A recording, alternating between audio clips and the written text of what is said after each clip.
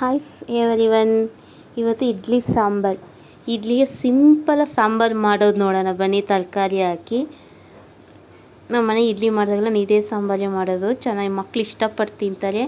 ನೋಡಿ, ಬೇಳೆ ತೊಳೆದು ಇಟ್ಕೊಂಡಿದ್ದೀನಿ, ತರಕಾರಿ ಹಾಕ್ತಾಯಿದ್ದೀನಿ ನೋಡಿ. ಜೊತೆ ಟೊಮೊಟೊ,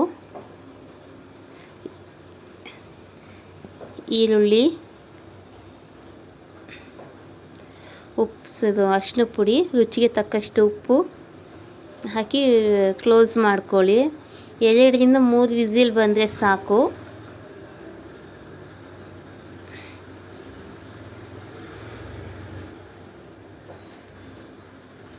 ಇವಾಗ ಎಷ್ಟು ಚೆನ್ನಾಗಿ ಬೆಂದಿದೆ ನೋಡಿದ್ರಾ?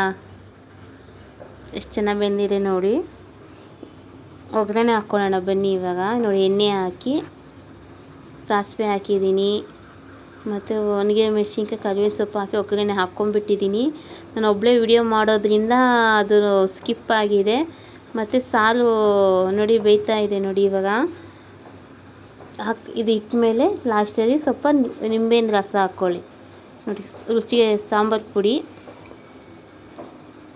ಹಚ್ಚಿ ಸಾಂಬಾರು ಪುಡಿ ಇಲ್ಲಿ ನಾನು ಬಳಸ್ತಾ ಇರೋದು. ನಾವು ಮನೇಲಿ ಮಾಡೋ ಸಾಂಬಾರು ಪುಡಿ ಖಾಲಿ ಆಗಿರೋದ್ರಿಂದ ನಾನಿಲ್ಲಿ ಹಚ್ಚಿ ಸಾಂಬಾರು ಪುಡಿ ಬಳಸ್ತಾ ನೋಡಿ. ಹುಣಸೆಹಣ್ಣು ರಸ ಹಾಕಿದ್ದೀನಿ.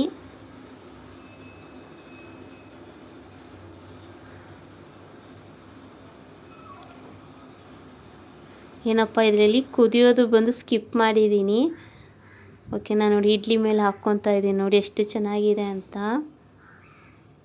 ಒಂದು ಸತಿ ನೀವು ಟ್ರೈ ಮಾಡಿ ಹೇಗಿದೆ ಅಂತ ತಿಳಿಸಿ. ಹಾಗೆ ನನ್ನ ಚಾನಲ್ ಫಾಲೋ ಮಾಡಿ. Thank you.